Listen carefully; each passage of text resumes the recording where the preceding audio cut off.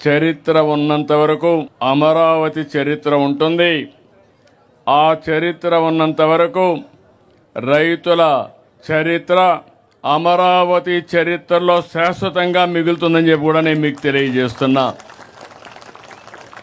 విధ్వంసకారులు అనేక కుట్రలను దాటుకుని అమరావతిని గెలిపించుకున్నాం.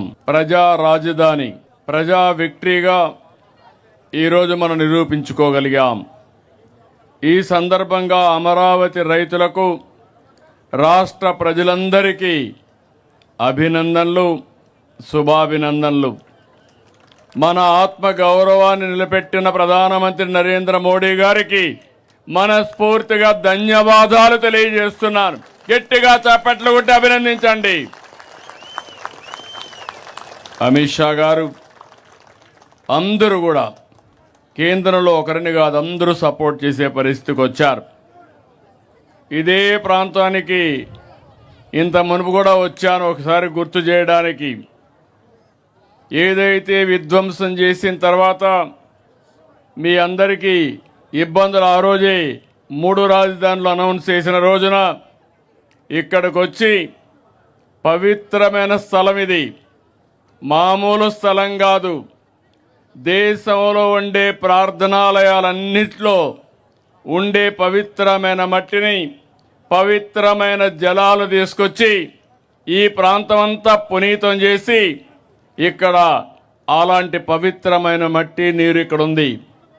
ఇప్పుడే మాధవ్ గారు చెప్పారు, ఆ రోజు ప్రధానమంత్రి గారు వచ్చినప్పుడు ఒక మాట చెప్పారు, నేను సాక్షాత్ పార్లమెంటు సాక్షిగా పార్లమెంటు దగ్గరుండే పవిత్రమైన మట్టిని, యమునా నది జలాలను ఇక్కడ తీసుకొచ్చాను. అంటే ఇది మట్టి జలాలు కాదు, దేశం మొత్తం అమరావతితో ఉంటామని చెప్పి నిరూపించిన రోజు ఇది. ఓసారి ఈ చరిత్ర మనం మర్చిపోతే చాలా కష్టమవుతుంది. ఆ రోజు ఇక్కడే కాదు, అన్ని దేవాలయాల్లో, అన్ని గ్రామాల్లో పవిత్రమైన మట్టిని తీసుకుని, అక్కడ జలాలు తీసుకుని దేవాలయాల్లో పూజలు చేసి ఆ పూజ ఫలితాలు ఇక్కడికి తీసుకొచ్చాం.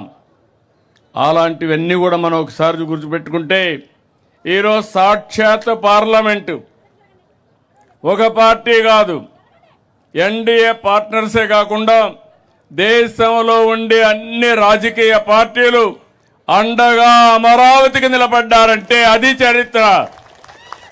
కానీ ఒకే ఒక పార్టీ, దిక్కుమాలిన పార్టీ, ఏమనాలో తెలియదు, వాళ్ళని మనం చూసాం. శ్మశానం అన్నారు.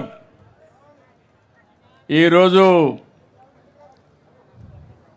మనం తెలుగు లేని శాసనాన్ని చేసుకునే పరిస్థితికి వచ్చాం. నేను ఎప్పుడూ చెప్పాను, 3 ముక్కలాట చాలా సులభం అనుకున్నారు. ఆ 3 ముక్కలాటతోనే ఏమయ్యారో మీరే చూశారు. అలాంటి జరిగే పరిస్థితి వచ్చింది. ఇలాంటి పవిత్రమైన సందర్భంగా నాకు చాలా భావోద్వేగం ఉంది.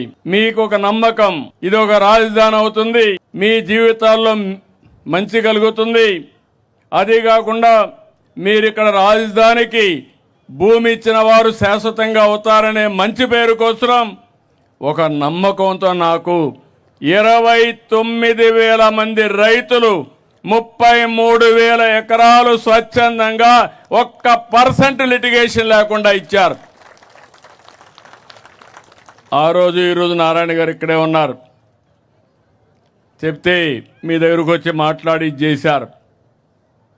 ఇది అమరావతి ఒక క్యాపిటల్ కాదు, ప్రజల ఆత్మ గౌరవానికి చిహ్నం. ఇక్కడే అమరలింగేశ్వరుడు కొలువు, ఇంకో పక్క ప్రసిద్ధ బౌద్ధ స్తూపం, కృష్ణమ్మ తల్లి, దుర్గమ్మ తల్లి. ఇంతమంది అండగా ఉంటే తాత్కాలిక ఇబ్బందులు వస్తాయి కానీ అమరావతికి ఎప్పటికీ అపజయం లేదు. ఇది చరిత్ర.